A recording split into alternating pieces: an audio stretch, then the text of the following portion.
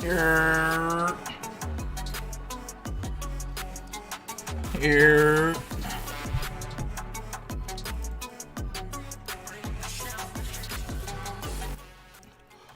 How we doing, chat? It's whew, where's everybody? Where's everybody? Happy Tuesday. Just popped open a brand new can of Bang. Got over half of this baby left, so expect me to take some swigs throughout the duration of this one, man. It is a just a quiet Tuesday, man. It is a little bit rainy out where I'm at. Just one of those days, you know. Just one of those days. So tonight we've got 9 games, right? 9 games. Dang, I opened up the Super Bowl contest.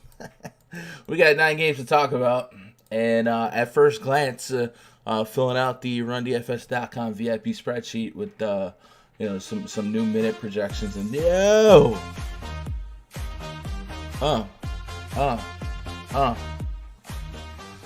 Giffo with the subs, man. The 3 months, man. I appreciate that. If you guys are watching on Twitch, you want to show your love, show your support, man, grab that tier 1 for free with your Amazon Prime. Appreciate that, Giffo. Anyway, tonight, 9 games. At first glance, there's a couple double-digit point spreads, man. Philadelphia favored by 12.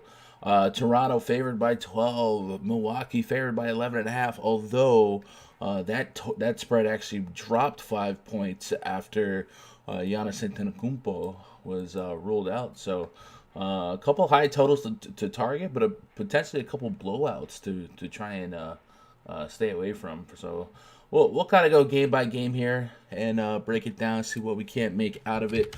How'd you guys do anoche?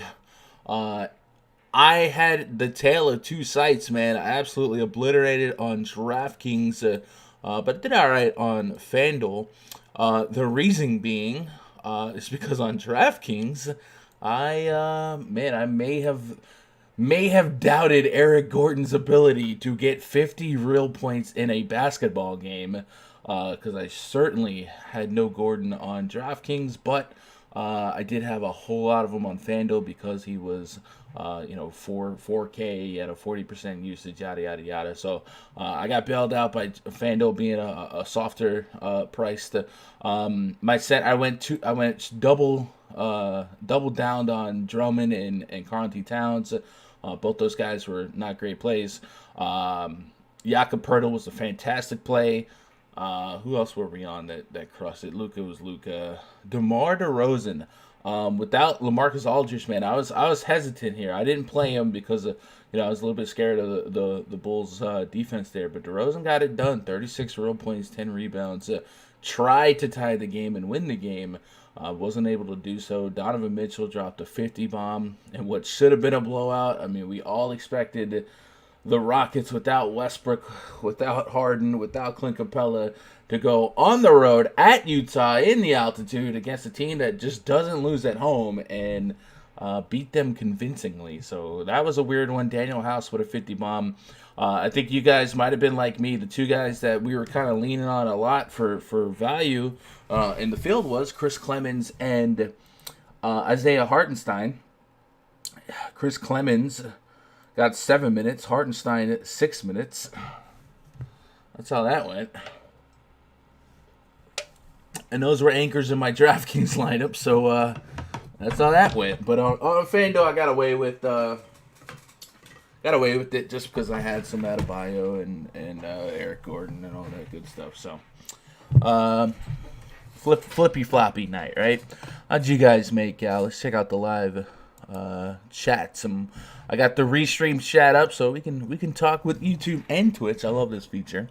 What up, Stuart? What up, Ernesto? Just in sports, Ernesto says good call on Chris Dunn last night. Definitely played him, but what I tell you about Wiggins and PJ Tucker, man, anytime PJ Tucker's a great play, I lose. Is what it is. Wiggins though, Wiggins popped off that game. I don't know if you guys saw that the Man, what was it? The T-Wolves were up something like 20 points with less than 2 minutes left, and the Kings went on a ridiculous run and sent that game to overtime and won that game. So yikes! But yeah, Wiggins went off, man. Again, I was on Cat. Who would have thought Cat could play 40 minutes and not even be a point per minute against the Kings, man? That's tough. That's tough. The Kings outscored the Timberwolves 21-4 in the final 2.5 minutes of regulation to force overtime. How crazy is that? That's crazy. That's pretty wild. What else we got here? Giffo with the sub. Kenny, what up, Kenny? What up, Brody? Don Juan, you're no Giannis tonight. Gonna make Washington Milwaukee fun. Absolutely. It's gonna create a lot of buzz on Chris Middleton and Ersan Ilyasova. Ernesto said Buddy was on my watch list but didn't pull that trigger. Yeah, Buddy off the bench might be a thing. Shout out to Raj for the DeRozan play yesterday. I guarantee you Raj did not play DeRozan. Let's bring FanDuel tonight. I'll try. Stewart said not well, 100% Drummond and Cat killed me. Man, I'm there with you on that. I wish Jakob Pertl was forward eligible on either site, because that was like one of my favorite value plays, but I just didn't want to give up what I thought would be 50s from Cat and or Drummond, and I'm talking like 4 50s. I had a lot of hopes, but in fact, Jakob Pertl got 40 and just about he outscored Cat, and Drummond got, what did Drummond get? 39. So he really outscored Drummond and Cat. That's a shame. Hardenstein 7 minutes, everybody else 48. It's annoying, right? It's annoying. When I saw Hardenstein wasn't in the starting lineup, I was like, do we late swap out of this? Is everyone still gonna keep him? What are we doing here? And at the very core of any decision making I had last night, I was like, it's gonna be a blowout, so they'll get their run anyway. It was not a blowout, man. Eric Gordon. Did anybody know Eric Gordon could even do that? Where's Pelican fans? Did you guys know? Because I didn't know. Bro, on the road at Utah, bro. Come on, bro. I don't even know what to say, bro. That was, yeah. Basketball be weird sometimes, man. Basketball be weird sometimes. But because we are playing daily fantasy sports, there's always the next day, and today is a new day. Yes, it is. A new day rocks. So tonight we'll chop up these 9-game slates. If you guys are on Twitter, twitter.com/Gundacker maybe retweet my last tweet. We're going to go check out Fantasy Labs. Usually about this time they release some key news to watch, so we'll get that going. That'll get us warmed up here. Joel Embiid, questionable.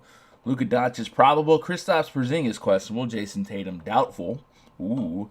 Kendrick Nunn, questionable. Ricky Rubio, probable. Jay Crowder, doubtful.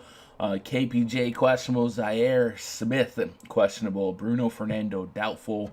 RHJ, questionable. Patrick McCaw, questionable. And Javonte Green, questionable. Did I have that Tatum news when I updated the spreadsheet just a moment ago? I don't know that I did. Or did I even have that game? Yeah. Okay, I guess I did have that Tatum news because I didn't have Tatum in the thing. All right, cool. So those are big ones to watch. We already know that Giannis is down. Victor Oladipo will have a minutes limit until at least the All-Star break. I kind of expected that. Debut tomorrow, Wednesday. All right, Depot. Man, I got the Pacers as a dark horse, bro. Dark horse, man. You give me a fresh Brogdon, Depot, Warren, Sabonis, Turner do his thing. Oh, I'm telling y'all, man. I think they're a little bit of a dark horse. Raj called that big Gordon game. Yeah, I think I was like joking about it. I was like, yeah, what if all this and Eric Gordon's the guy that go off, but we're not playing him because he's 7K. I mean, the usage check, we had like 50, 60 minutes of sample size, and he had like a 40% usage rate, right? And we were just like, oh, the usage is there, small sample size, and I think a lot of that's against the Pelicans, and I don't know, man. I don't think, I don't know, if you guys play Gordon on DraftKings, you're elite, like, congrats. But you also remember when people were barking at me about the Luka Drummond Cat lineups being the way to go with all that. Rockets is like, no, that ain't gonna happen. One is too obvious. Two, it's just not gonna work, man. All those Rockets guys not gonna do what they need to do, bro. But it be like that sometimes. It do. Anyway, if you guys can't tell, I'm floating solo. So be sure to keep me honest when some news comes out, or if I say something wrong. Throw it in chat. We're in this together. Before I get into the first game, I do want to let you guys know that the All-Star to All-Star break pass, the annual pass, that this is what, third or fourth year that we're doing it, which gets you coverage from the NBA All-Star break to the baseball All-Star break, is live now. So if you got it now, it would start now and then still last until the All-Star break of baseball in July. So you could get, like what, five months of coverage there. Price on that is $300. That's going to get you 24/7 access to the VIP Discord, daily access to the voice chats, daily access to the spreadsheets. We're going to have obviously NBA spreadsheets. NASCAR's coming within a couple weeks. We're going to try to dabble in XFL, right? We're not going to advertise that, but we're going to try it. And then, of course, baseball. And I think if you guys have been rocking with me a couple years, I think you guys know I'm pretty proud of my baseball product. The spreadsheet that I've coded and developed for baseball is such a magnificent tool to simplify baseball DFS, because it could be a painstaking research process, but I really created something that expedites the process while considering multiple analytics. So if you guys want to ride down and get a bulk discount, we got the All-Star to All-Star break pass up. Of course, we still got week passes, 2-week passes, stuff like that. The month pass will be back after the All-Star break. I didn't feel it was fair to have an All-Star break, a month pass up while there would be about a week gap in coverage due to the All-Star break. So there's that. Anyway, that's the plug. What else we got in chat? Oh, no. I got a birthday alert. What is this about? Yo, chill, Windows. Okay, Windows. Okay, y'all. Let me turn my desktop sound off. This has never happened when I was live before. It is going nuts right now. What else we got in chat here? Was a smash spot. Yeah, Rod's called it Big Horn. We got your back, but appreciate that. Gant said, last 2 days has been crazy players channeling their inner Kobe. It has, man. And, I tried to yesterday, it's so easy, and I see people on Twitter to do it. You guys know I try to be as respectful as possible considering that situation. I know a lot of you guys are here to escape. I'm here to escape. So I didn't want to, you don't want to speculate every game, who's impacted the most by the tragedy or who's trying to, play inspired by the tragedy. It is what it is. And it's just, something that's unpredictable. Before the T-Wolves game, Cat had to give a speech, and then he comes out playing flat, right? So it's just, those are some unquantifiable elements to these games right now. And I just got to play the numbers and continue to play the numbers. But it certainly is a somber time for a lot of players to still go out there. The Lakers game tonight was postponed. We'll see, when that game gets made up. But at least, good for NBA for letting at least the Lakers postpone their game. What up, Hunter? Appreciate that thumbs up. Hit that like, hit that like button on YouTube if you haven't already. I'd appreciate that. If you guys are on Twitch and you're lurking, man, hit me with that follow. Ain't gonna hurt nobody. And if you got that Twitch Prime ready to go, man, drop it on me, dog. It would make my day. Somehow I've dropped like 20 subs in like the last 2 weeks, and it was mostly Amazon Primes, and I think most people that used it don't realize it's not reoccurring. You have to come back every month and click it, man. What up, Check? Speaking of Check, Check is a Pelicans season ticket holder. So, Check, did you know that Eric Gordon could drop 50 real points? What up, Crispy? What up, Hector in the YouTube chat? See, I remember names, man. DraftKings knew Gordon would smash before Harden rolled out. I mean, hey, to their credit, they priced him up, right? How broken would that slate be if Gordon was 4K? It would be pretty wild. Let me get all my screens open, and we will jump headfirst into this slate. What do you guys say? What do you say? We'll pull up my injury reports. We'll pull up my last 5 reports. And then I guess for this screen, we'll pull up StatMuse. And we'll pull up RotoWire just in case we have to do some usage checks. And maybe some recent usage checks. Like I definitely haven't been. What team was it I was looking at earlier? There's a team on this slate that I need to like really dive in the last couple of games to see what's been going on. I guess the Pelicans won, but maybe that was the Nuggets. I got to dive into the Nuggets because they've been shorthanded the last couple of games. I don't see what's going on there. So, well, we'll do that. Eric Gordon sucks. Okay, buddy.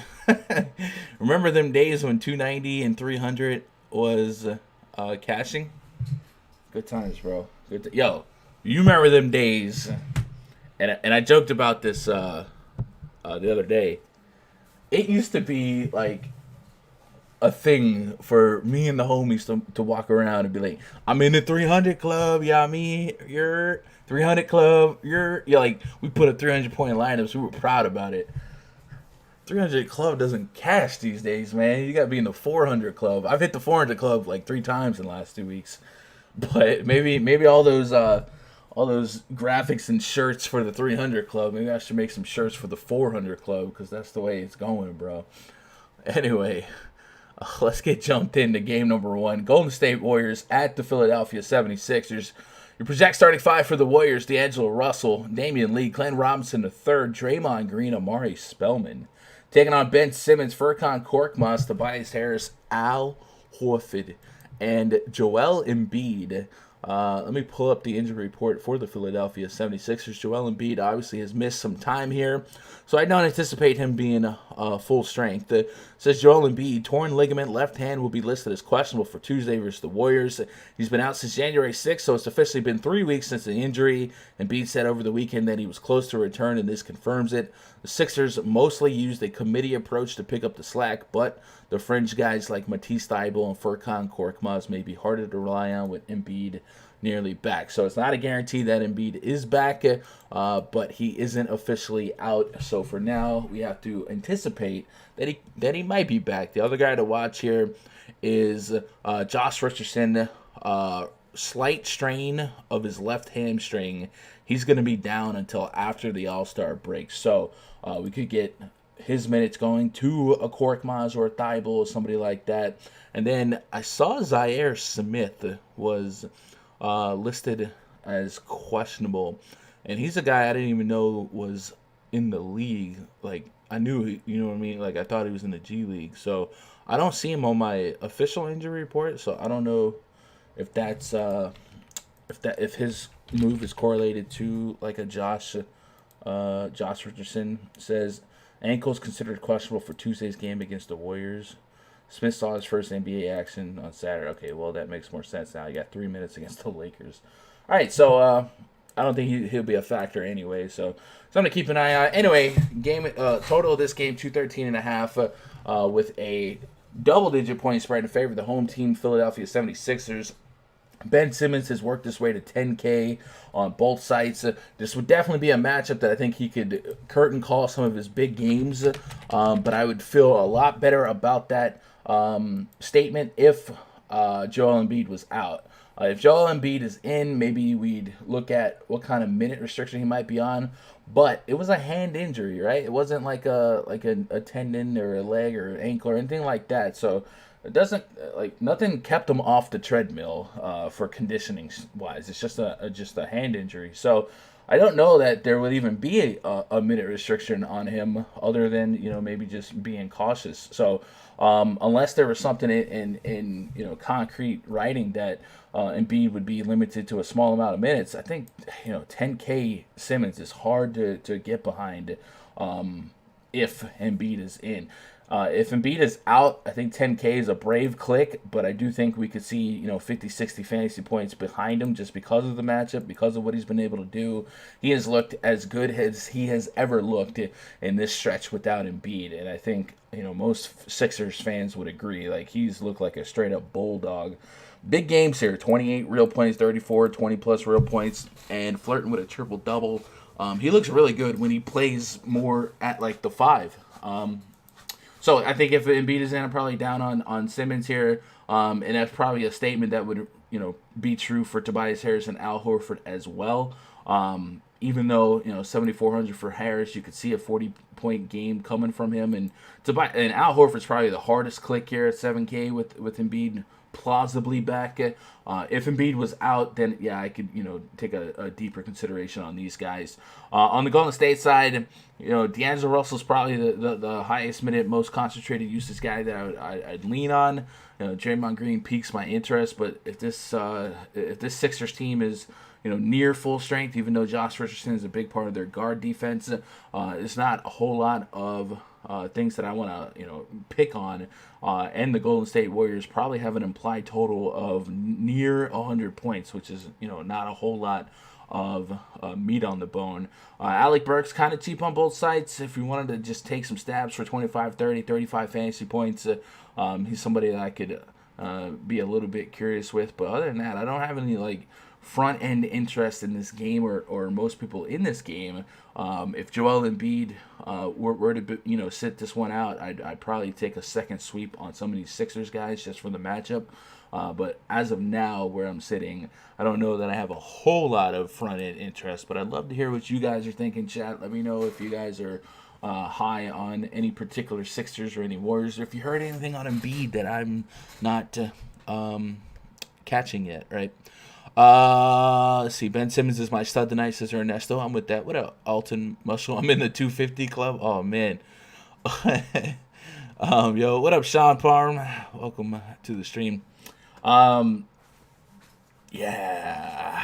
there's really not much in the lieu of Warriors here that I'm really, really going to get behind. Like I said, maybe a shot or two on Alec Burks. So I'll move on from this game, but if some Sixers news does develop while I'm on the air, please let me know, because Joel Embiid's status would certainly inspire me to resweep through this game. Also, let me open up Labs on my second screen. I thought I already had that open. Fantasy Labs. If Embiid was out, chat, if you guys knew Embiid was out right now, how much 10K Ben Simmons do you play? Because I think I would want some. I just don't know how much. Like at 10K, right? I need that 50. There's going to be some value tonight. There's going to be a chalk or Son Ilyasova, guys like that. But it certainly seems like a matchup that Ben Simmons should have his way. Perhaps actually get a triple-double. I see some of you guys said he'd be your star of the night, so maybe that means you'd have an aggressive amount. Ay. That's a tough one. Sean says, I don't know about 10K Simmons with a Tatumless Celtics. Oof. D'Lo Kobe narrative. Yeah, I mean he was Kobe's teammate, right? I'm sure, and he's in Kobe's hometown, right? Kobe's from Philly.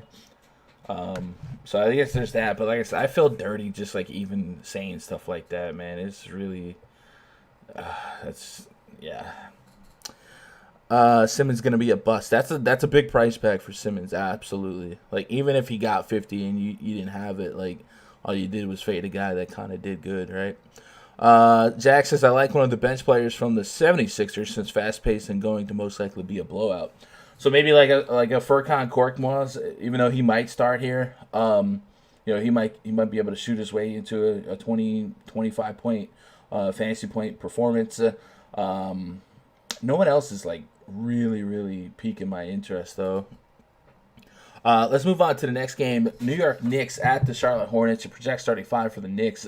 Elfrid Payton, Reggie Bullock, Marcus Morris, Julius Randle, Taj Gibson taking on Devontae Graham, Terry Rozier, Miles Bridges, P.J. Washington, Cody Zeller. We got a 208.5 total, a 1.5 point spread in favor of the Charlotte Hornets. So it seems like our games with tighter spreads here have lower totals, but this is a game that seems a little bit more attackable. The Charlotte Hornets, if we go to that team DVP tab in the RunDFS.com VIP spreadsheet on this game, allow the very most fantasy points per game to opposing centers, and they are second most fantasy points per game to opposing power forwards. So this is a super plus matchup for a guy like Julius Randle, who on FanDuel at 7,400 is absolutely a front end play for me. And then on DraftKings, I don't think I'm that far away from being able to say, hey, I think this is a good price. I think 8,600 is probably right on the edge of comfort, but I'm looking for the north side of 40 fantasy points, and I believe in a matchup like this, Randall could certainly go out there and get me that. 25 minutes against the Hornets last time, over a point per minute in that regard.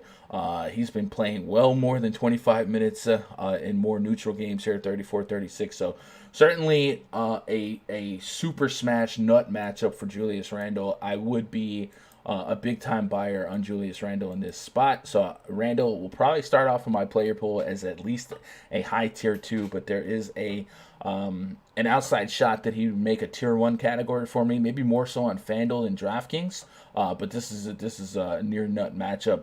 And then if you really wanted to dumpster dive a little bit, you could play that same matchup beneficiary spot for like Mitchell Robinson, Bobby Portis. Bobby Portis on FanDuel being 3,800 certainly could go get you 25 fantasy points. I do think Portis is only center eligible though, so you gotta sacrifice a whole center spot, which is not always easy to do. But I will say center feels a little bit more shallow today than it has in recent days, right? Jokic, quote unquote, on the road, and Embiid questionable, could be on a minutes restriction. DeAndre Ayton in a tough matchup. So I don't think it's perplexing or even out of line to consider punting a center position here for a guy like Portis, who, if he got 20 minutes in this matchup, certainly be 1.2 points per minute kind of guy. Could he sneak a 30 bomb in a optimal ceiling situation? I think he could.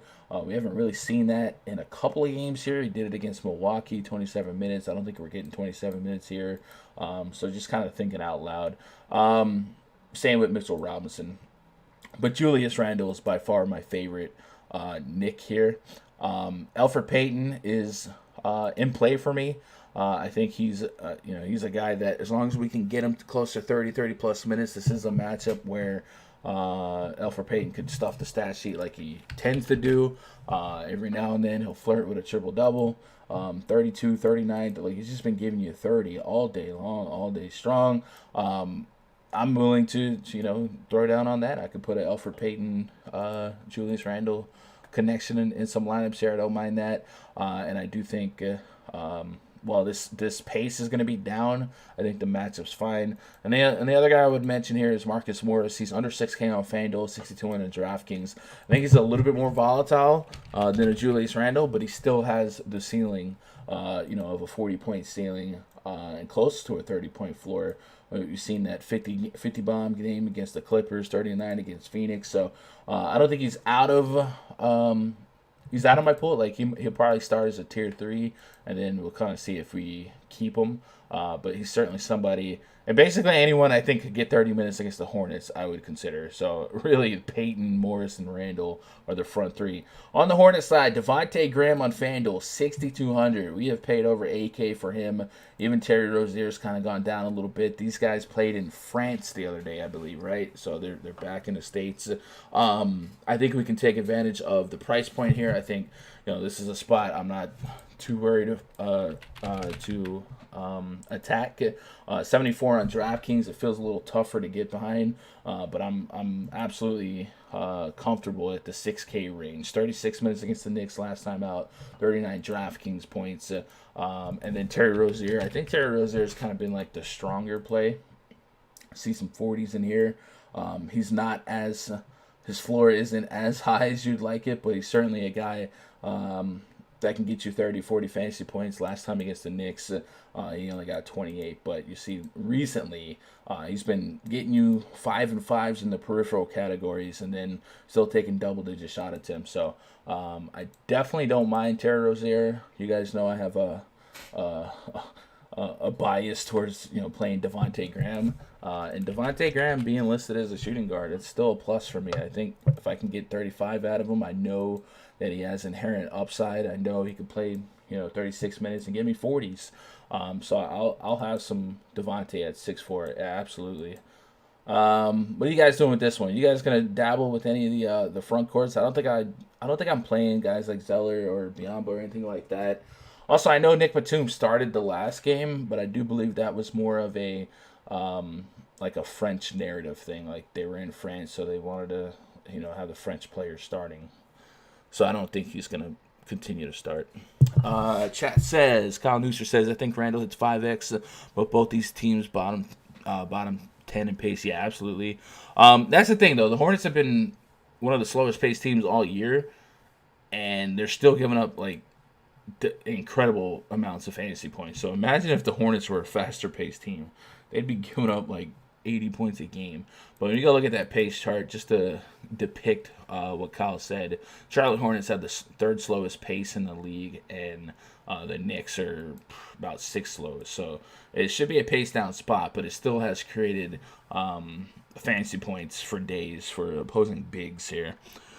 Randall too expensive. Morris is better. You think Randall's too expensive? I don't think he's too expensive. I maybe on DraftKings I feel like there's maybe not a whole lot of meat on the bone at 86, right? If I at 86 I'd love 50 in a tournament, but I do think mid 40s is there against the Hornets. So I don't think he's too expensive because we take value, right? I think we get a little too greedy sometimes. We'd take a guy who hits value, and then a matchup could accentuate and extract his ceiling. And I think this is certainly a ceiling spot. Stud Muffin says Monk. You like some Malik Monk? I don't know if I'm getting down with Monk here. I got him at near 5K on DraftKings, 44 on FanDuel. Can I get his minutes over 20? Right now I had him down for a soft 18 in my initial projection run. Got 34 minutes last game. That seems a little anomalaic. No. His minutes are just so all over the place. I suppose if we had a hunch that those minutes were real. I just closed out my other screen, by the way. I'm a bot.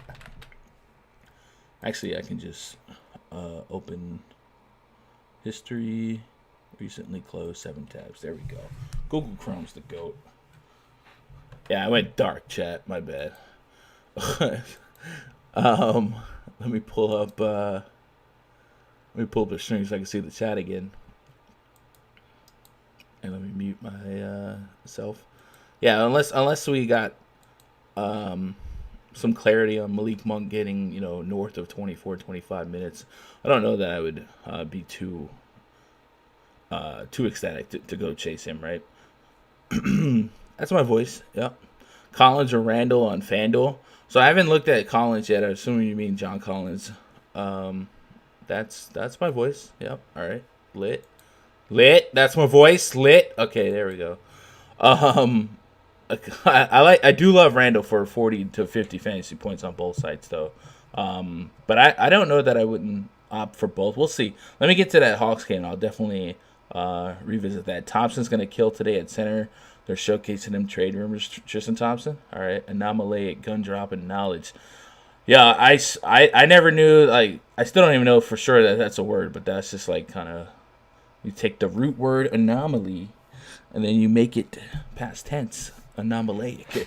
Kevin Love might sit. Yeah, that is a worry that I have since it's a back-to-back, but he has played a couple back-to-backs, so I'm not too worried. Matter of fact, I think Kevin Love just played a back-to-back set and popped off, and I was like, it was a back-to-back. No, he didn't. I'm a liar. All right. Yeah, he could sit because of the back-to-back, and then maybe like Larry Nance becomes trendy. New Orleans Pelicans at the Cleveland Cavaliers. Next game on the docket. Project starting 5 for the Pelicans. Lonzo Ball, Drew Holiday, Brandon Ingram, Zion Williamson, Derek Favors taking on Colin Sexton, Dante Exum, Jetty Osman, Kevin Love, Tristan Thompson. We got a 233 total, a 9-point spread in favor of the visiting New Orleans Pelicans. Not big news, right? It doesn't feel like big news, but Darius Garland is out. And Garland does represent, 30, 34 minutes of guard run here. And I've already been kind of a Colin Sexton truther for fantasy lately. And this price is $6,000 to $6,500. And if Kevin Love does happen to, sit because of the back-to-back, I would be all about some Kevin Love. All about some Colin Sexton. So let's go pull up the on-off court tool via RotoWire, pull up Cleveland here. And I want to take off Darius Garland, put on Colin Sexton. And what I would assume here is that Colin Sexton plays more true point guard, unless a guy like Brandon Knight or Dante Exum were to be, for no reason, inserted into that point guard role. But let's take off Darius Garland, let's put in Colin Sexton. And we'll run it as is because we don't know that Kevin Love is going to be out. But I will run it just in case Love is out, right? Because I think that's like a super sharp anticipatory play. Colin Sexton, 28% usage, 0.8 FanDuel point per minute, 0.9. That's almost 500 minutes of sample size. So you're telling me he leads the team in usage against the Pelicans. That certainly would be a buy. Now let's go take off Kevin Love. Now everyone watching, this is just in case thing, just because we know the possibility of Love being out on a back-to-back exists. And we'll also take off Jordan Clarkson because he's not on the team. And we'll run that. Let's kind of see what numbers we get for Sexton. I also think that would boost Tristan Thompson quite a bit. We've already talked about might get showcased, right? So a 31% usage rate for Sexton, almost a point per minute. If you're giving me 35 to 38 minutes of Sexton there, I'll play him. Also remember that Kevin Porter is back in the mix here, so maybe Larry Nance isn't as strong of a play as he has been in the last week or so because of Kevin Porter being absent. And then Tristan Thompson is all the way down, 0.8 fantasy points per minute and a 15% usage. But I do agree that this pace could create a lot more peripherals, and with Kevin Love off the court, Tristan Thompson could see an opportunity at 15 to 20 rebounds, all things considered. Zion Williamson, 6,300 on FanDuel, 7,200 on DraftKings. Are we ready to take the plunge just yet? I think the story with Zion is always going to be minutes, but him working up to 27 minutes is super encouraging. 7,200, you wonder, how much meat's on the bone, but this guy is showing us the ability to be far greater than a point per minute. So I kind of want to take some stabs on that if the price is right. And 7,200 might be a little bit out of range of comfort, but how about 6,300 on FanDuel, right? Like, could we get to 35 fantasy points to be okay? It was worth it. And then if we get a little bit more, cool. I put him down for 27 minutes just because that's what he got in his last game. And that spit back 37.9 fantasy points in my algorithm. Again, the algorithms are kind of based on player tendencies, player performance, player point per minute. It's a very short sample size, so he could regress a little bit. But it is the Cleveland Cavaliers, so I'm willing to take some shots on 6,300 Zion. I don't know where I'm at on 7,200. Where are you guys at on 7,200 Zion? Because I don't think there's a right or wrong answer. And then the rest of the Pelicans just kind of seem all over the place. So I want to actually go look at let's see, we would use the team trends tool, and I want to see where the usage rates for the Pelicans have been the last couple of games in terms of all over the place. I don't know if I can screen share this. So in the last 4 games for Lonzo Ball, usage rate wise, or excuse me, let's go last 3 games. Zion has played 3 games, so that's what we want to focus on. The last 3 games for Zion, a 34% usage rate against Boston, 24% usage rate against Denver, a 42% usage rate against San Antonio. Ingram in those 3 games, 22%, 22%, 36%. Drew Holiday in those 3 games, 26%, 24%, 15%. And Lonzo Ball, 14%, 13%, 14%. So it becomes very evenly distributed and very uncomfortable to target anyone specifically. The Cavaliers have been a matchup that we target guards against all year. They're giving up the third most fantasy points per game on this slate to the point guard position and the second most on this slate to the shooting guard position. So the matchups plus, and we only have 3 games of sample size, is 7,300 Drew Holiday or 7K, Lonzo Ball going to be comfortable clicks? No, but maybe. I mean, I don't know how much. Can either one of these guys give us 50 here? I'm just kind of. I don't think that's a yes or no question. I think obviously they could, but what are the range of outcomes that we get that? I do think the matchup is there. I'm just worried about the usage rate. So there's that. Derek Favors, 28 minutes for him. I think on FanDuel, I'll continue to roster Derek Favors because he's a power forward eligible guy. I love playing centers in the power forward spot. He's been, a floor of 25, a ceiling of 36 the last 3 games with Zion. The 27 minutes is what I want. I don't want the 22. I want the 27 to, maybe even 30 minutes. And if he gets that, I think at 5,500, there's plenty of meat on the bone for him to give me 30-plus fantasy points. So I'll play that. As far as the bench here, Josh Hart had a huge game the other night. If you guys play Josh Hart on the Pelicans with all these guys back in the mix, I'm talking about this Denver game with Lonzo and Drew and Zion, and you guys ended up on Josh Hart against the Denver Nuggets, man, then I want a ride on your time machine because that's an incredible play. He's 4,400 and he's gotten you 20 plus as far as the eye can see. Maybe he's getting cheap enough to take a stab at against the Cavs and take advantage of that guard matchup, but that would just be in like 100K to first, long shot play, something like that.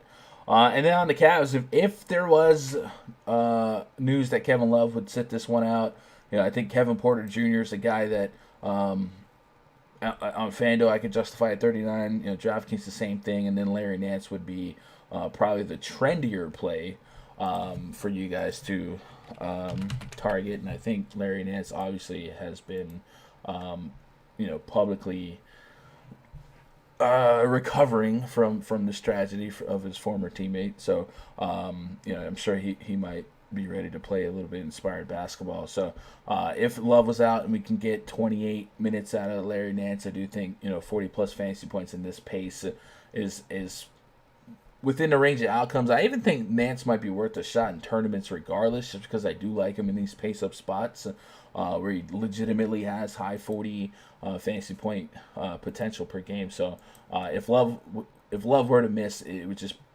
increase his potential that much more. And then Tristan Thompson would be probably a strong decision that you guys would have to reflect on. Remember, we did the usage rate here of no Love, no Garland, no Clarkson, and Tristan Thompson was all the way down here at a 15% usage rate. But it's only in 50 minutes of sample size, and it is the Pelicans. So there's enough there to kind of reverse the situation. What are you guys doing with this game? I feel like I've rambled a little bit too much. Would love to know who you guys are targeting from either squad here. Timothy says Kevin Love might sit. I agree. It's not a word. Yo, anomalaic isn't a word? Come on, man. I need to write Webster's if that's not a word. Can I get credit for that? I feel like it makes sense to be a word. Ernesto says you're on Lonzo and Zion. Okay. Jeff Young, Porter or Grant on FanDuel.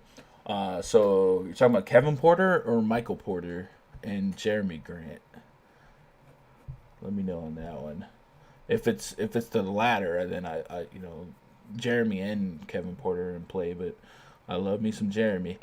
Sexton's coming back the other way. I like that. Fading Zion tonight. Going to be an Ingram night. I like Zion on FanDuel, and I think that's kind of where I'll have my exposure to Zion. 7,200 on DraftKings. I need that 40+. And I've already talked about, Julius Randle's in the 8Ks, but I love the forward spot going to like Julius Randle and guys like that, right? Sweat with swag. If he gets 30 minutes, lock him in no matter who's at the 4 or 5. Zion. Good matchups, though. I think there are better options with everyone that's sitting tonight. I agree. You're talking about Michael Porter Jr.?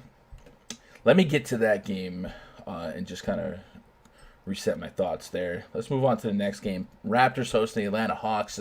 Project starting five for the Hawks: Trae Young, Kevin Huerter, DeAndre Hunter, John Collins, and Bruno Fernando's listed as doubtful. So it would probably be like a Damian Jones. So let me go ahead and type in Damian Jones here.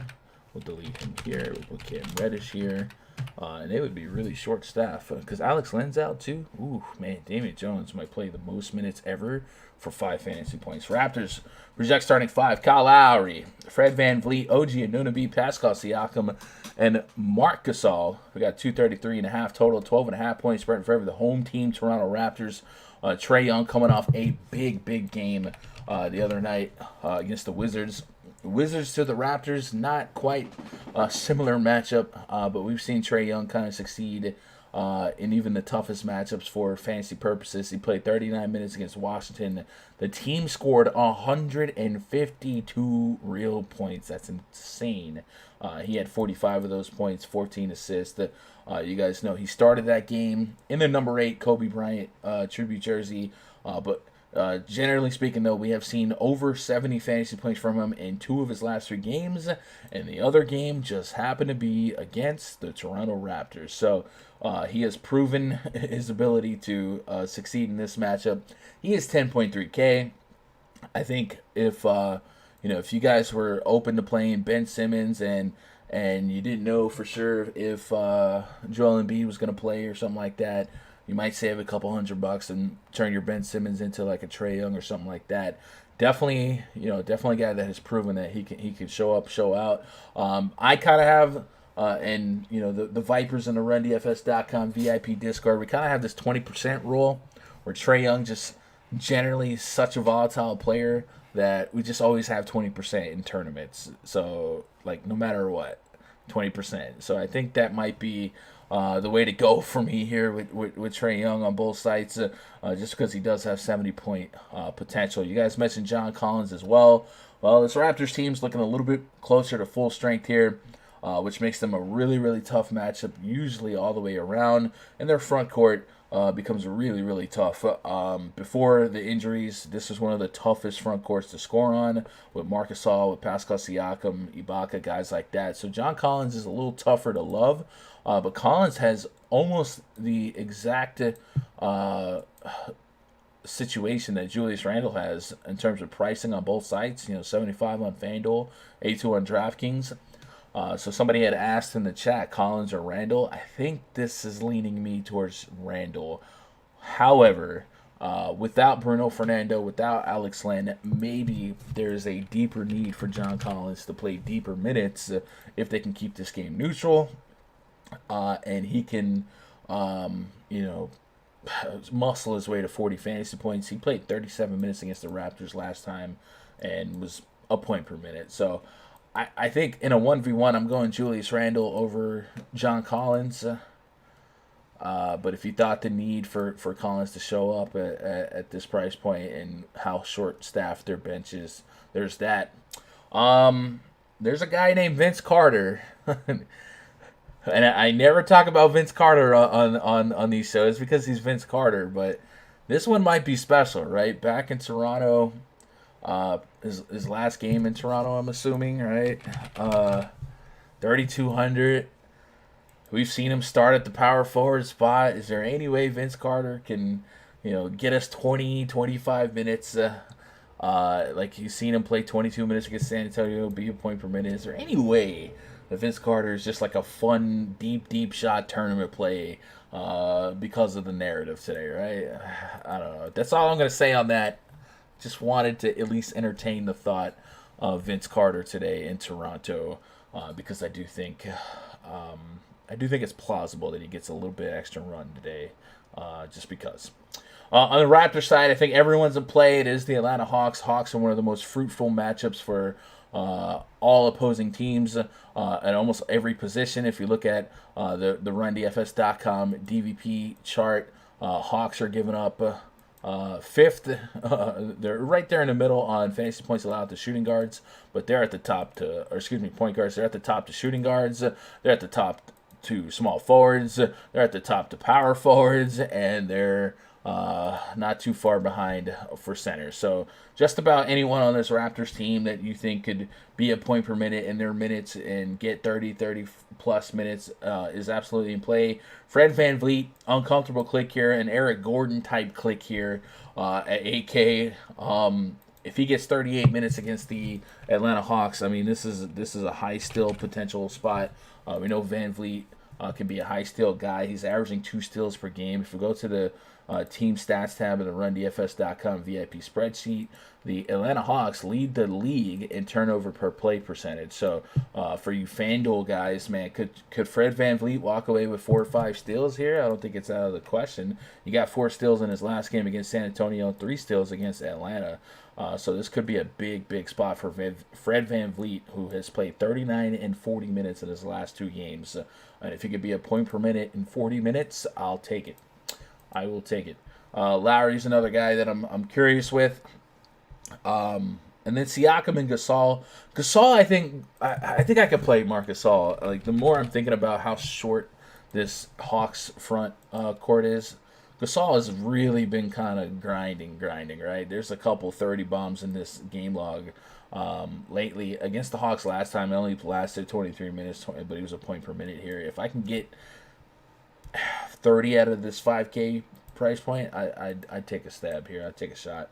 And that's kind of it. Like really any Raptor that you might want to play is in play. Like I can't talk you down off of anyone. I will say keep an eye on the injury report for the Raptors. I did have RHJ and Patrick McCaw with a Q tag, so I will go read up on that. Patrick McCaw is listed as questionable with a nose injury, and Rondé Hollis-Jefferson is listed as questionable with a right ankle. He was forced out of Sunday's game with the ankle injury, and it wouldn't be surprising to see him sit out on Tuesday given the opponent.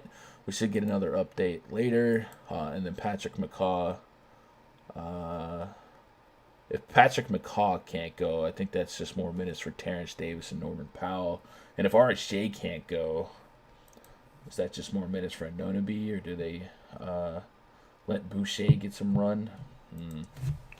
Chris Boucher, Slate breaker against the Hawks? Probably not. Chat, what do you guys doing with this one? I just took a sip of Bang and half of it went on my shirt. Ernesto says, I think I like Siakam over Collins. G Single says they said Collins is likely to start at center. Man, if Collins is starting at center, I probably don't want that. Zachary Musikowski. That is an amazing name. Hard not to be chalk with Bledsoe, Middleton, Beal, Bertans. Yeah, Ilyasova too, yep. Ernesto says, I like Bledsoe and Middleton with no Giannis instead of chalk Ersan, but Ersan should be good value. I don't think Ersan's failed yet this season without Giannis. We'll look that up in a second, though. Yeah, he's probably just a free square. Any other news since I've been on the air? Let me go refresh Fantasy Labs. It's kind of weird. It's nice to not have a co-host to yell at, but it's also like I don't get to be as multitasky as I usually am. Looks like nothing came out, right? All right, cool. Let's get back into the action here. Game. Celtics at the Heat. Oof. Project starting 5 for the Celtics. Kemba Walker, Marcus Smart, Jaylen Brown, Gordon Hayward, Daniel Tice taking on maybe Kendrick Nunn, Jimmy G, Buckets, Duncan Robinson, Myers Leonard, Bam Adebayo.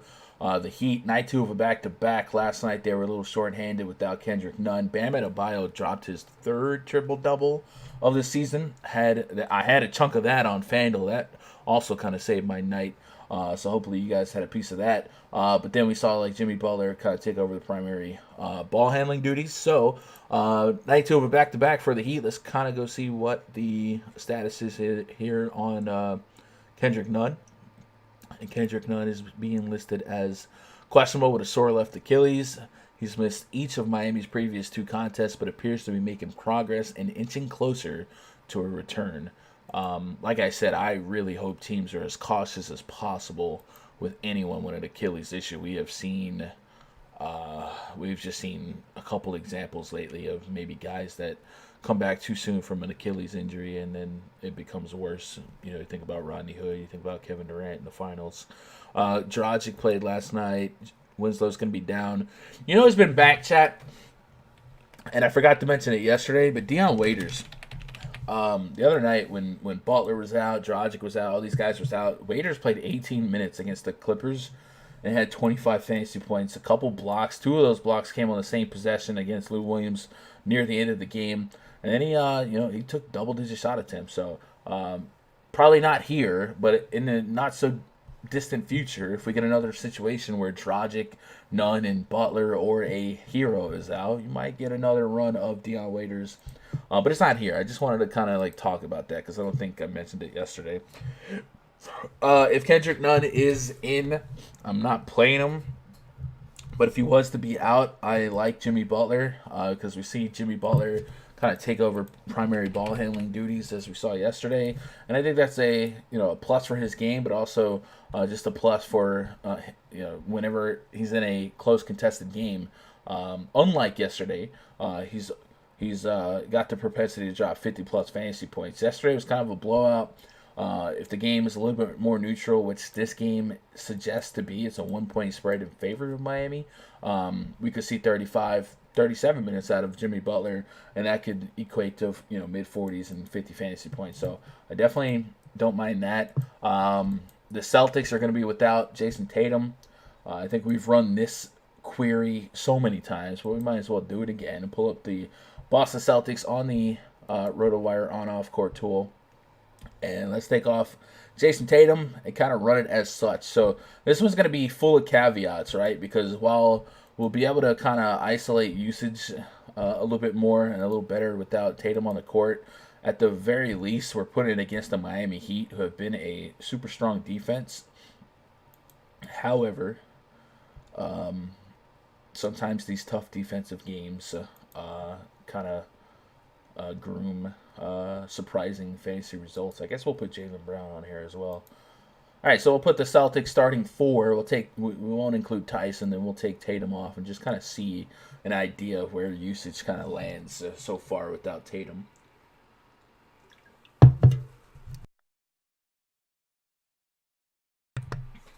Taking forever. Come on, man. Canner. All right, so 32% usage rate essentially for Kemba Walker in just 73 minutes of sample size, but over a point, about 1.3 points fantasy point per minute on both sites. Followed by Jaylen Brown, Gordon Hayward's almost a point per minute despite 18% usage, and then Marcus Smart.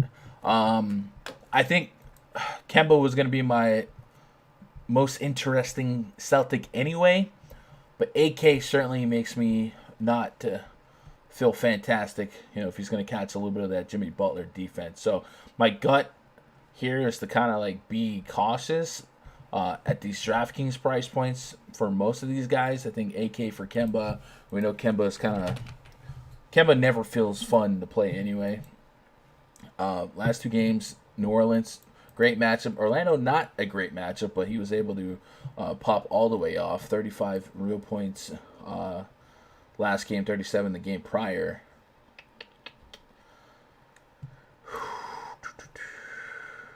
Where are you guys at on Kemba? So this is not a matchup I usually love, right? Miami is giving up the 4th fewest fantasy points per game to opposing point guards. But I guess if I'm willing to play Jimmy Butler in the worst matchup, maybe I should be a little bit more receptive to Kemba. It just feels like Kemba's a little bit more scoring dependent than I would like against a tough defense. You know what I mean? Like if we had some.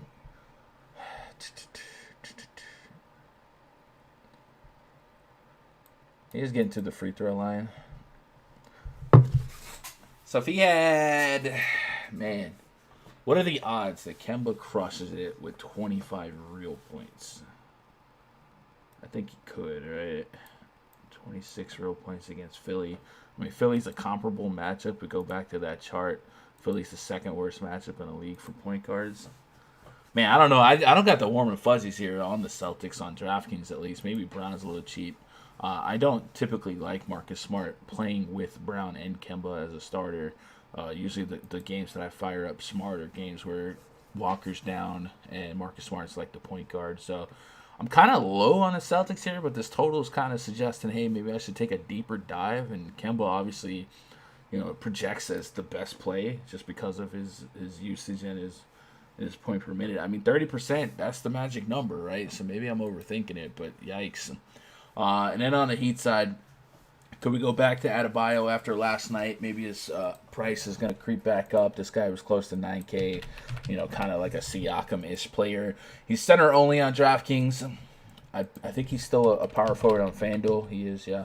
That's where I played him last night. So if you wanted to play, a deep minute guy, like I said, triple-double potential.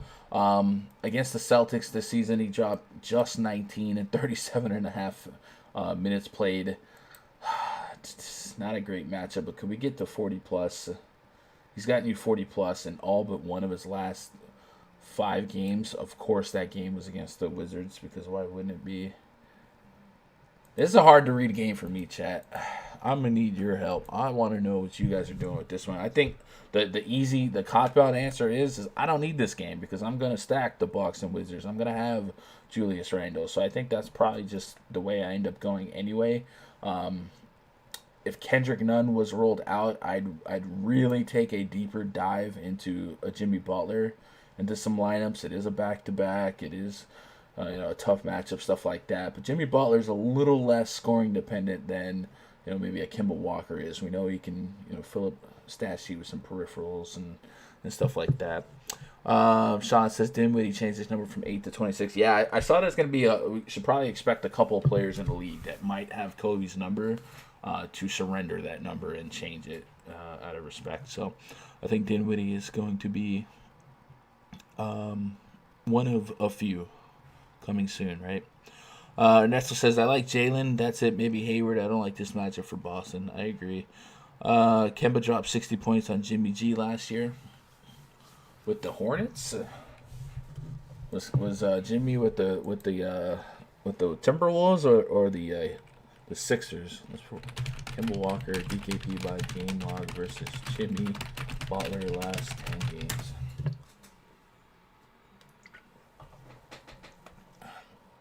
So he dropped 52. Boston at Miami. Oh, you mean last year, as in like this year, but like last year. That's interesting. He did drop 52. I mean, maybe I'm overthinking. You know what I'm saying? Like 30% usage is 30% usage. He did drop 81. Kemba dropped 81 against Philly last year. 45 minutes, though. Probably not playing 45 minutes today. I think I'm fading this game. I don't like this matchup for Boston. I like Jaylen Brown. Come back the other way with some Duncan Robinson. Oof. Yeah. I'm going to put this game on the side, right? And I'm gonna fill out the rest of the slate. And if I have to come back to this game, I might. Kemba's the only guy that's just like, hey, are you sure you want to fade me? You know what I'm saying? With 30% usage. But the matchup, man. But we have seen the Heat involved in some maybe surprising shootouts. Wizards at the Bucks. This is probably your DFS game of the night.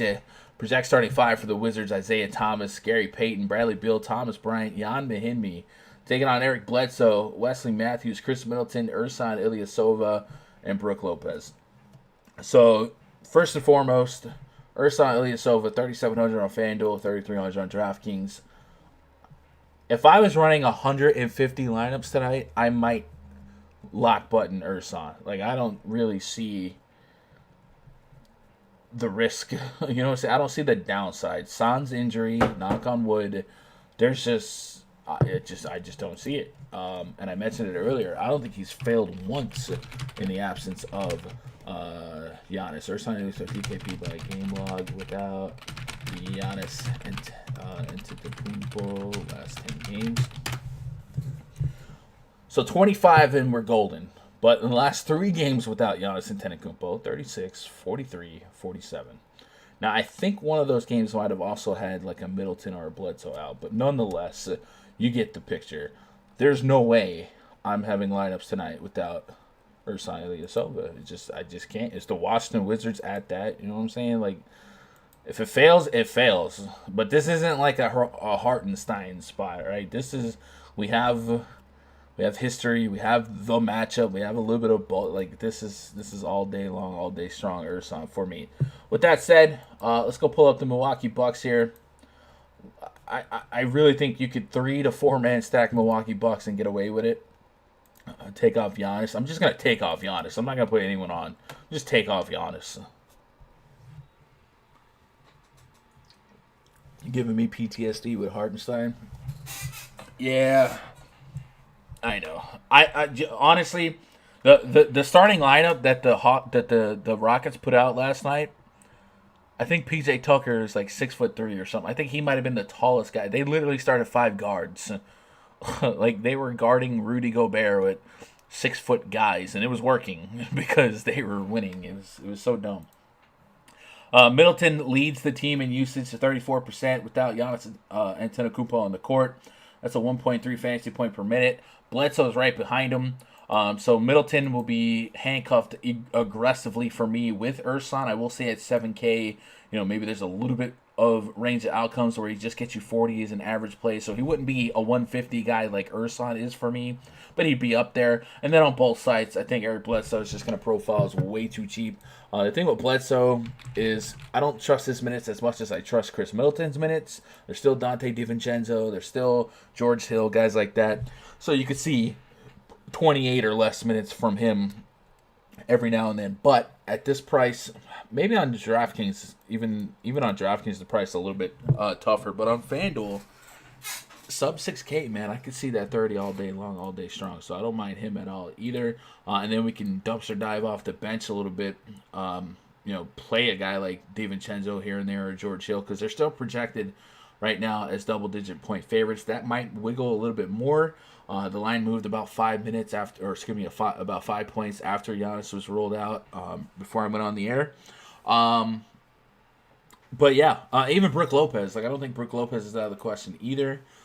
He has a 23% usage rate, a 1.1 fantasy point per minute, much like Eric Bledsoe. Trust him to push the issue on 30 plus minutes or anything like that. But in the minutes he does plays, especially on FanDuel, talked about how shallow the center pool seems to be over there. Could 25 minutes of Brook Lopez be 30 plus fantasy points? Has not played against the Wizards this season. With Brook Lopez, we're looking for blocks. We know he's getting 2, 3, 5, 4 blocks a game. It's going against a shorter Wizards team. I guess they do have a potential to play a little bigger if they use this double center lineup with Bryant and Jan Mahinmi. But he's certainly a thought for me. And then on the Wizards side, Bradley Beal.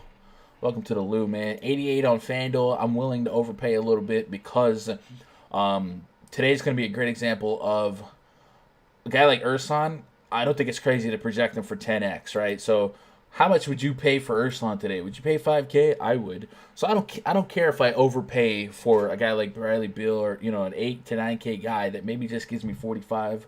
And I think Bradley Beal is a great example because one is going to be a strong correlation play to the massive amounts of Bucks that I will own tonight. And then, he's just those minutes are looking a little bit more like Bradley Beal minutes lately, and we're seeing some high real point games, 38, 36, 40 real points in his last couple games. So can I get the north side of 40 to make it worth it, 45 to make it worth it? And I definitely think 50-point potential in this pace is a real thing. If we go to that team stats tab on RunDFS.com NBA VIP spreadsheet, the Milwaukee Bucks lead the league in pace. The Washington Wizards second. So this could statistically be the fastest paced game of the year. I do think Giannis being out might change up a little bit, but I don't think it's going to change too much. So we should see an extreme amount of possessions. We're seeing extremely high total. Now, so far, I think we've had a couple games this year with 240, 250 totals that fell far short of the totals, and that's going to happen. I think we saw a Rockets-Wizards. Was it Rockets-Wizards? It was Rockets and somebody. That fell. I think it was the Rockets and Pelicans or something weird like that. That fell really, really shy of the total. But we still got to play the numbers here, and this is a really, really lucrative matchup on paper when we consider pace and defensive matchup. So everyone on the Bucks, I think, is in play for me. Would you play Wesley Matthews at 3K on DraftKings, 3,700 on FanDuel? That's really really cheap. Could he get a couple extra shots here? I don't want to. I'm just but I literally say you could play anyone on the Bucks, and then Wesley Matthews says, "Hey, I'm here." He's got 21 in 2 of his last 3 games. That's a maybe, right? Maybe there's not a tournament winning upside, so maybe I don't have to push it. But it's just a thought.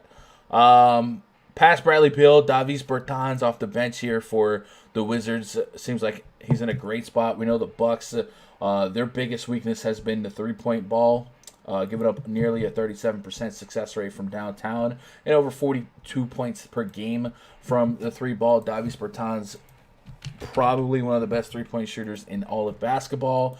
He's listed as power forward only, but 27, 33, 32 minutes for him last couple games. And you know he's going to chuck a lot of basketballs, and most of them are going to be 3-point shot attempts. So big spot for him to, handcuff him to a Beal, fire him at a Middleton and a Ersan. And I think a lot of cash game lineups will start that way today. So I'm definitely not opposed to that. And then I also kind of like Troy Brown in a hustle spot. If Gary Payton got more minutes, I'd maybe be curious with him. But Troy Brown's probably the next man up for me, other than maybe like a Jordan McRae or something like that. But Troy Brown, if we got 25-plus minutes out of him, he's the guy that can put together some hustle stats. You see rebounds. Sometimes you get double-digit shot attempts out of him. He's not a tier 1 or tier 2, but just an idea, right? I feel like there's more than 4 guys I want to play in this game. And I think Troy Brown would be up there. Thomas Bryant's so cheap. So cheap. Ish Smith, also a guy that could flirt with 30 fantasy points. There's a lot of viable plays here. So if I was playing 150 lineups, I'd probably reserve 50 lineups. 50? Yeah, probably 50 lineups to try and 3v3 stack this game. And just kind of like attack the different outcomes. 50 seems like a lot, but I think it would be 50 because gotta understand that the Middleton and Ersan and Beal and even Bertans are probably gonna be chalky anyway, so gotta offset that and try to find the other right plays here, like Bledsoe's, your Ish Smith's, Troy Brown's. Are you guys dabbling with anyone off this Bucks bench? I think DiVincenzo and George Hill are both curious clicks for me because of how cheap they are. Could we get 25, 30 fantasy points? I think we could. That's about it. Is DJ Wilson still getting a run? Or is he still in the league? DJ Wilson got 2 minutes against the Bulls 8 days ago. Yeah, I was thinking maybe if Ersan gets the starters minutes, does a guy like DJ Wilson get backup minutes? But I also think the Wizards are going to play super small here, so maybe they don't have to. Gunn, you said oof about PJ Tucker last night. Gave me 32. Fam. You going victory lap PJ Tucker all year against the freaking Jazz, man? Did you know PJ Tucker was starting at the 5? Did you? Ernesto says Kemba is more shady than Wiggins. Be careful with him. What else we got here? Middleton, Bledsoe, and eat Ersan chalk. All the Ersan for me. Sweat says screw the numbers. I'm gonna put all Kobe ex teammates in a single entry just cause. Feeling CTE creeping in. CTE, oh boy. Troy Brown, what up, Brody? Thomas Bryant. Jordan McRae's out. Why did I say Jordan McRae? So with Jordan McRae out, yeah. I literally have him written as out. I don't know why I typed. So that would be huge for me for Davis Bertans. Davis. So right now, if I were to make any lineup, like any lineup at all, it starts with 4 players. Beal, Bertans. I'm typing with one hand. I don't know why. Middleton and Ersan. That's your core 4, man. 6,500 to play with. I would probably run this core. If I was running 150 lineups, this would be my core and probably 100 lineups.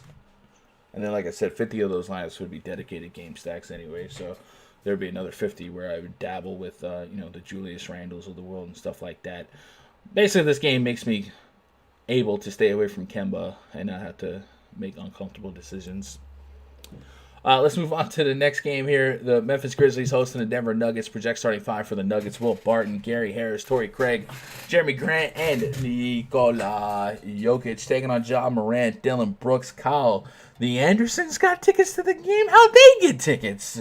Jaren Jackson Jr., Jonas Valanciunas, 224.5 total, 1.5 point spread in favor of the home team, Memphis Grizzlies. Jokic had a very, very, very strong game. I believe it was against the Pelicans the other night. And really, the last three games have been strong. Houston, New Orleans, and Houston again. That last Houston game at home, maybe he's putting to bed the Jokic on the road narrative. So far, he was at 1 point, 10 points less on the road. Then he moved it down to 8 points, and now he's down to 6 points. So, excuse me, I'm looking at the wrong one. All right, now he's down to 5 points on the road. So maybe Jokic is really taking over here without Jamal Murray. And this is a matchup against the Grizzlies, fast-paced matchup, but a porous defense where he can kind of come through again. He does have some 10K competition. Trae Young, Ben Simmons. I think Ben Simmons against the Golden State Warriors, if Embiid did not play, makes a lot of sense. And Trae Young seems like he would be an easier stay away, but he did just drop 70+ against the Raptors. So I can see going that way as well. So Jokic definitely has some strong company at the 10K range to make some strong decisions. So I'm definitely sticking to my core in that Bucks and Wizards game, and I try to dabble with a little bit of Jokic. Jeremy Grant, 6K on FanDuel, 6,500 on DraftKings. Normally, that's probably a price point where I don't feel compelled to play him. However, I do love Jeremy Grant in fast-paced matchups, so I'm willing to go back to the well here. 35+ fantasy points in 3 games straight, all against plus-paced teams, Houston, New Orleans, and we know Memphis is right up there with the rest of them. If we go to that team stats tab in the RunDFS.com VIP spreadsheet, the Memphis Grizzlies are listed as the top 10 team in pace. In front of them, the Pelicans, the Rockets. So I'm willing to take a shot at Jeremy Grant to be able to continue this stretch of 30+ fantasy point games. Off the bench here, Michael Porter, 5,300 on FanDuel, 6,200 on DraftKings. I could see having some errant shots of him, but for the most part, I think the bulk of my interest in the Nuggets are going to be Barton, Jeremy Grant, and Nikola Jokic. And then on the Grizzlies side, I probably won't have any Grizzlies, right? I think Ja Morant at 7K, I think he's going to fall through the cracks because I'm going to go have, all the Bills and the Middletons of the world, and I just don't tend to play Ja Morant anyway because of how volatile his production is, right? The 41, 35, 9, 34. There are some big games there, the 48s, the 56s, stuff like that, but for the most part, I don't feel compelled to kind of have to have him if I lose because, I missed out on him. Sure, I lose. Dylan Brooks maybe is a little bit more intriguing. He's got a nice stretch of and potential of 20+ real points. We saw Jay Crowder was downgraded to doubtful. Did you think like a DeAnthony Melton might pick up some extra minutes here? Sure. But for the most part, I don't think I'm going to be that high on Memphis Grizzlies players today. Even Jaren Jackson Jr., could drop 35, 40, but Brandon Clark's breathing down his neck, stuff like that. So the bulk of my interest in this game is going to be on the Nuggets side. If you guys have some Grizzlies that you guys are eyeing, please let me know. Otherwise, we'll matriculate on to the next one.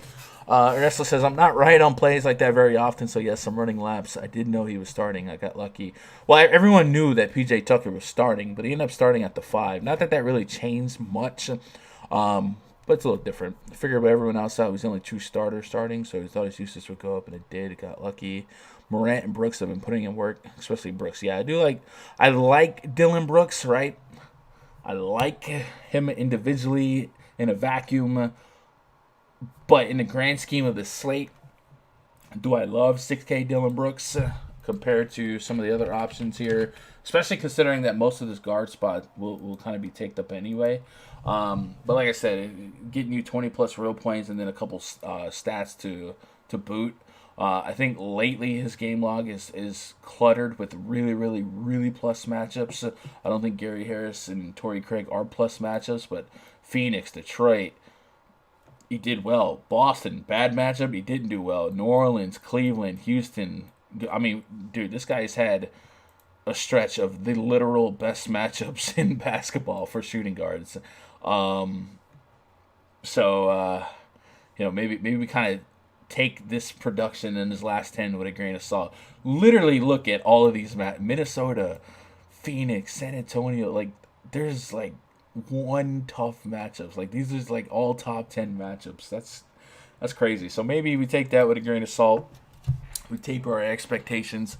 I do think with Crowder out, if they maybe saw some more 3-guard stats and a guy like DeAnthony Melton got a little bit more run, this is kind of a do-it-all guy that has been, go out there, give us some steals, some blocks, rebounds, a little bit of everything. I don't think 4,600 is kind of like a price I got to click and force in. But in 2 games against the Nuggets, he's averaging 26 fantasy points in 11 minutes. Thoughts? What the freak is that about? With Crowder out, I'd be a little compelled in some tournament shares of Melton. Just a little bit. Because this Nuggets team obviously is going to take a defensive hit without Jamal Murray. But yeah. Brooks is still a good play at 6K. He will have no ownership. I don't think he's a bad play. I just think we should kind of be cognitive of some of the matchups he's had lately.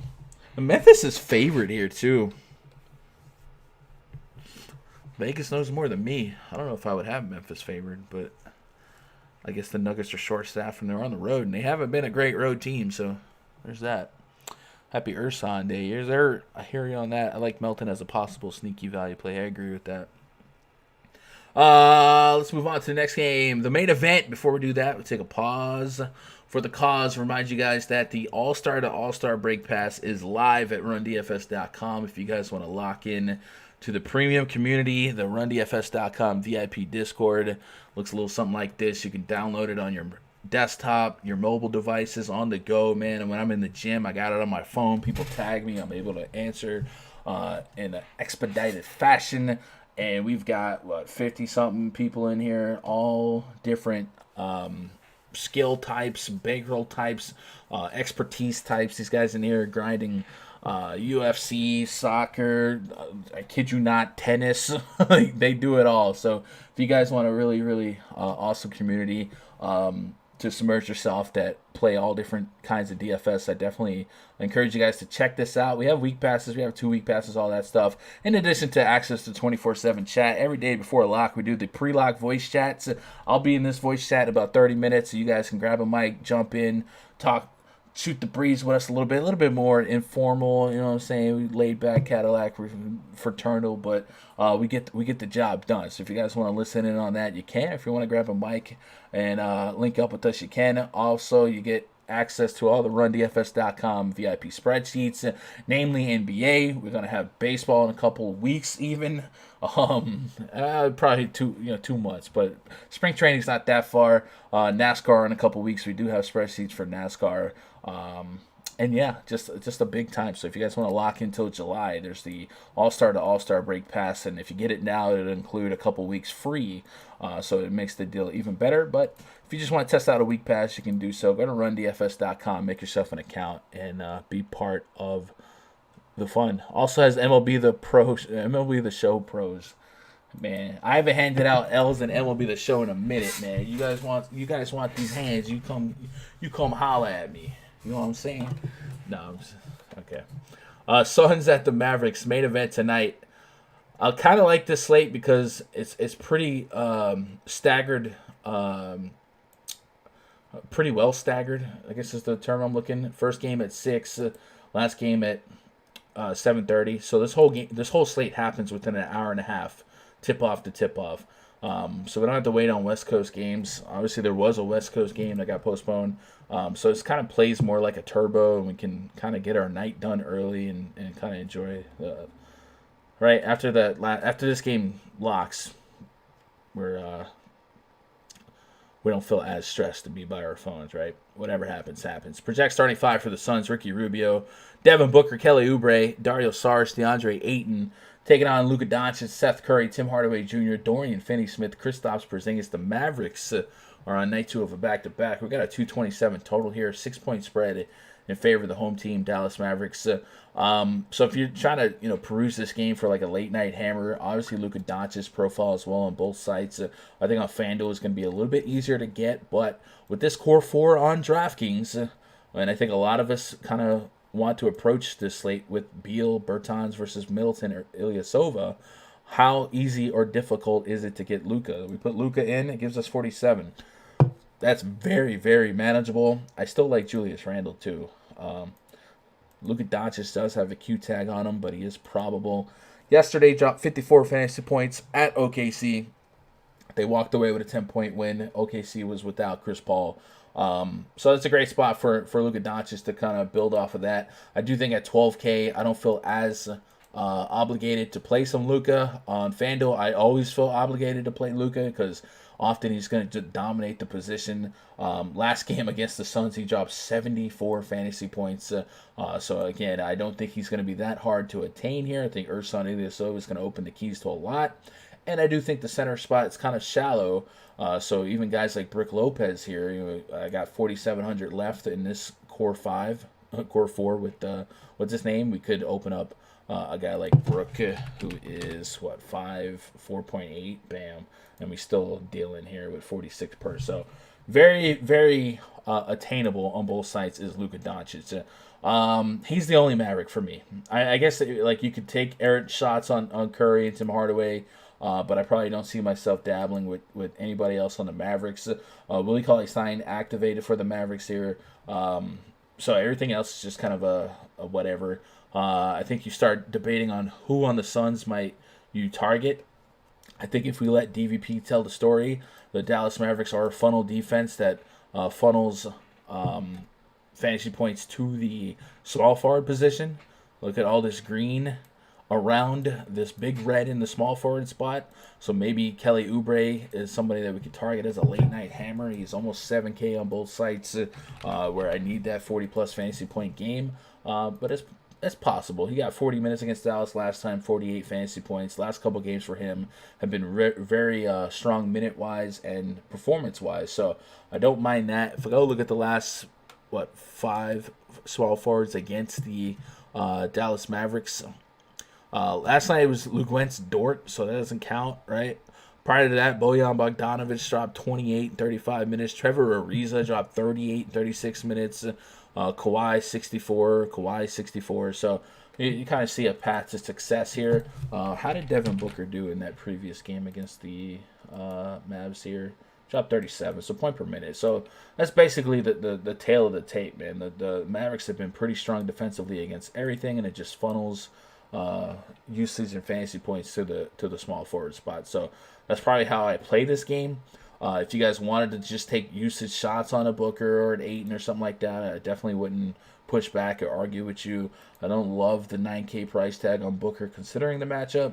And then Ayton's in a tough matchup in my estimation. Ricky Rubio's kind of cheap on both sides where he could be the beneficiary of more assists and stuff like that to kind of pad his stats.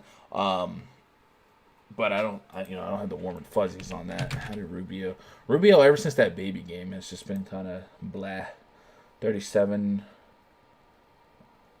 minutes are fine, but it's kind of blah. He is probable with that ankle injury. So I think Oubre is probably like the main guy on the Suns that I'd consider, and then Doncic for the Mavs. I wish there was more for late night hammer potential here, but that's it. I did have a Q tag on Porzingis as well. Porzingis was always somebody that they're going to be cautious with on night 2 of a back-to-back. If he were to be out, that would create a little bit less of a defensive wall on that Mavs front court, right? Porzingis is a really strong defender. He's listed as questionable with a left knee injury recovery. This is the first set of back-to-backs Dallas has played since Porzingis returned from his knee injury in mid-January. The Mavs did not indicate if they plan to sit him in back-to-backs moving forward. KP tallied 14 points and 10 rebounds in 26 minutes Monday night. So, dang, he had 14 and 10 last night? I wasn't even thinking about him, but I guess if he's starting at the center spot, 37, yeah, I'm still not playing him. But if Porzingis were to be out, You might see Maxi Kleber start, or you might see them, go ahead and give Willie Cauley-Stein a deeper look.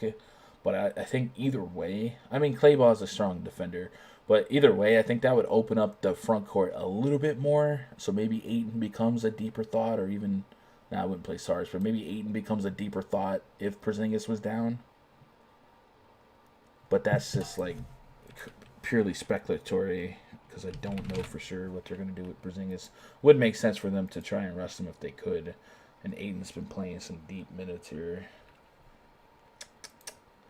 I don't know. I wouldn't push the issue, but I do think the matchup gets a little bit better, right? What do you guys got, chat? That's all the games. You guys got any questions, comments, concerns? Throw them at me, man. I appreciate you guys hanging out today. I know it's probably boring listening to me talk to myself, but you guys are awesome, so I love you guys. All right, what do we got? Questions. Hunter says, gun, DeLon Wright. So, man, I kind of just throw my hands in the air with all of the Dallas guys, DeLon Wright, Seth Curry, Tim Hardaway Jr. I feel like they, one day this guy goes off, one day this guy goes off. I think individually, if you guys are brave enough to, play them, I think sure. I think if I was going to target Mavs guards and wings, I'd have to get past 20 lines. It'd probably be like 50 lineups before I start dabbling. Phoenix Suns definitely a matchup I would like to target. And DeLon Wright's giving you plenty of reason to play him if you're looking for a floor 25 and more in the last couple games. But results atypical. You can go right back down to 17 in a snap of a finger.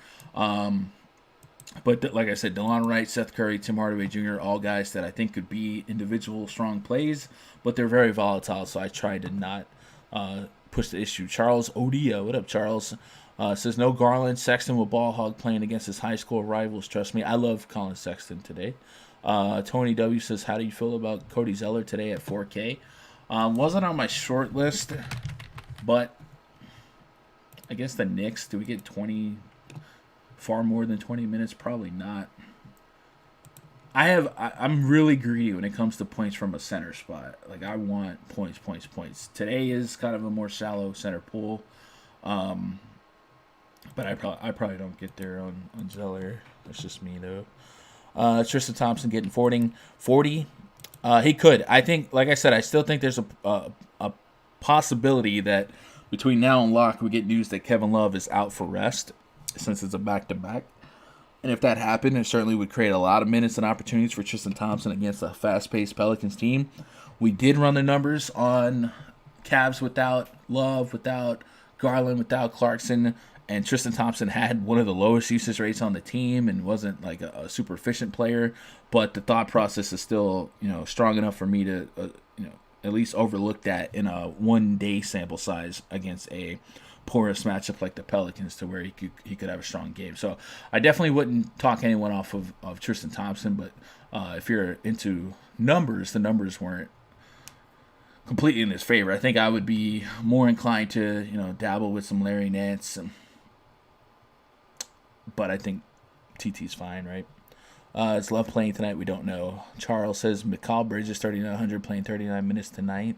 Him and Sova lock. Mikal Bridges playing 39 minutes. Did I miss something? 39 minutes. Why did we project him? Is somebody out? I guess Cam Johnson, Kaminsky. 39 might be a little aggressive, bro. Thoughts on Bledsoe and single entry? I think he's fine. I think I still prefer Middleton. Bledsoe is a little bit more volatile in my estimation for minute projections. I think Dante DiVincenzo, George Hill, even Pat Connaughton, if that game could get away, it's still a double-digit point spread. Bledsoe still cheap enough, I think, more so on FanDuel that I could take stabs at him, but I do worry about his minute ceiling maybe holding him back just a little bit. Tony W., Draymond D. Green, is that Draymond Green or Bertans? If it's Draymond, my answer is Davis Bertans. Antoine Murphy, what up, Chronic? Stack the Wiz, run it back with Illy. That is the chalky way to approach it, and run it back with Middleton as well. Is Willie Cauley-Stein probable? I see him as questionable. I think if he was questionable, it was due to him not, him being on the thing. He was a coach's decision DNP last night, but he was active last night. So That also, in my opinion, that could be a cushion for Porzingis to be out again, or for Porzingis to be out since it's a back-to-back. So you might see Willie Cauley-Stein just straight up start. And we did see Cauley-Stein hit the 30-minute threshold in Golden State. So maybe Dallas lets him off the chain. Would you play 30-minute Cauley-Stein at 5K today if you knew Porzingis was out? I'd take a shot. I probably would. But I don't think he's questionable. I think the Q tag was just based on being active because of the trade. Let me write some UFC articles. Man, writing articles in DFS is exhausting, but yeah, the UFC guys. We don't have a UFC content creator. We just have a bunch of guys that play UFC, and they tend to crush it a couple times. Every now and then I'm popping in and they're winning tournaments. I know Jake won a UFC tournament in the last couple events, and I know Taco's banked a bunch, right? Let's see. You're better solo. Appreciate that. Do you think that? Honestly, are you just saying that? I feel like I could not listen to one guy talk to himself for 2 hours. That's just me. Never mind on Willie Cauley-Stein. No, you're good, buddy. Bertans, Beal, Isaiah Thomas. You like Isaiah Thomas? I don't know if I'm into IT2. I think I'd rather play Ish Smith than Isaiah Thomas, to be honest. I'll play Willie Cauley-Stein at center. Yep. You have Brooks versus Washington. You have Brook Lopez? Yeah. I don't mind Brook Lopez. Just like Eric Bledsoe, though, Brook Lopez could have a glass ceiling of minutes, right? Like, he could just play 25 to 27 minutes. That's kind of what he does. But in the absence of Giannis, he has been a high point per minute guy, and he's going against a shorter Wizards team that could pad his block numbers. He really loves to get those blocks. Damron just got here. Taking a pretty big Hartenstein. Man, make sure to flush. Ersan Ilyasova, good value play today? Question mark. Are you trolling me, bro? Ilyasova. I don't know if you're trolling, but Chad, if you're late, if I'm running any lineup that I have tonight has Ilyasova. I'll get 150 lineups. I just don't have a reason to not play Ilyasova. I just don't. If 3,700 or 3,300 Ilyasova without Giannis against the Wizards fails, then it fails, and I hold that L and I move on to tomorrow. There's just no. He's gonna be easily the highest owned player on the slate. You're not gonna have leverage unless you fade it or lock it. So I'm locking it. No, I mean it. You need someone better than what you've had to talk. It is what it is. I just pretend you got Raj blocked. Top FanDuel centers. All right, good question there, Giffo. So I don't mind punting the center spot on FanDuel tonight if I had to.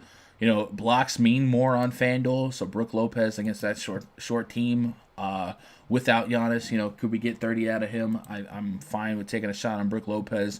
We've speculated that there's a chance that Kevin Love doesn't play today. Does Tristan Thompson play 38 minutes against the New Orleans Pelicans? Can he get us 30? I think that's fine. I have not discussed Jan Mahinmi, but Jan Mahinmi's turned in a couple of solid fantasy point games. He's inconsistent with 37 against Miami. Tough matchup. A 45 against Detroit. 41. So there's a couple of upside games here. So maybe it's worth spattering him in some tournaments. Past that, though, don't really have deep interest. I think if we got word that, and this would be a complete shot in the dark. Like, complete shot in the dark. 100K to first, and I got to beat 90,000 entries. If Willie Cauley-Stein, who was expected to play last night, but was a coach's DNP, if Porzingis is down tonight, we know Dwight Powell is out for the season.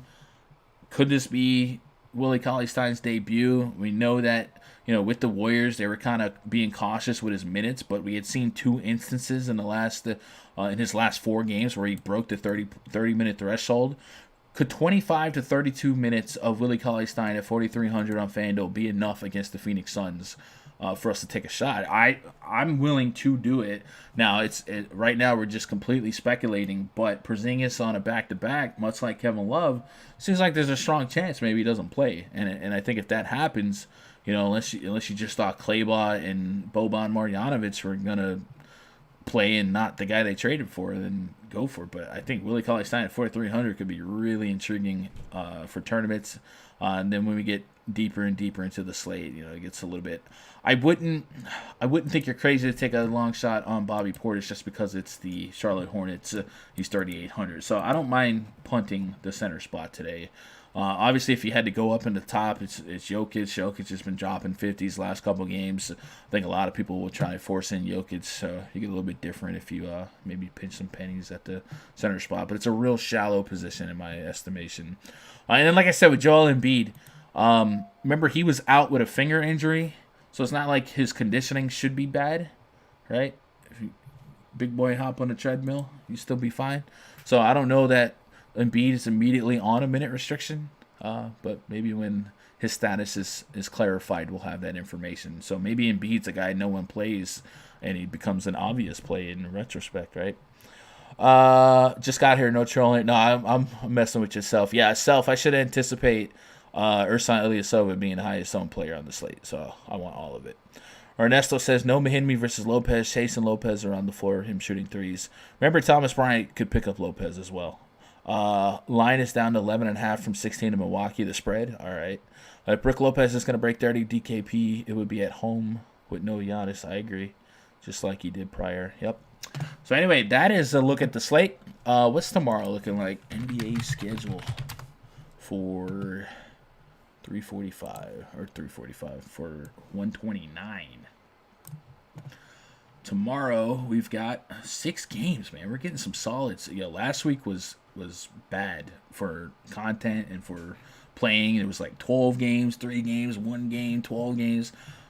I could work with these 6 and 5 gamers, man. Tomorrow's another 6 gamer, and then Thursday's another 6 gamer. Friday's 7 games. Yeah, I could work with this. I really can. So, 6 games. I guess we'll try and go for 3 p.m. Eastern again, 2 p.m. Central, to chop up tomorrow's slate. I'm liking these slate sizes. So we'll do that tomorrow. If you guys got anything else for me, twitter.com/GundackerSports. Otherwise, I'll be in the VIP Discord. Maybe 15-20 minutes. I don't know if I got time to catch a shower, but I might try. Otherwise, I surely appreciate you guys making part of my day be part of your day. And I hope you guys win all of the money tonight.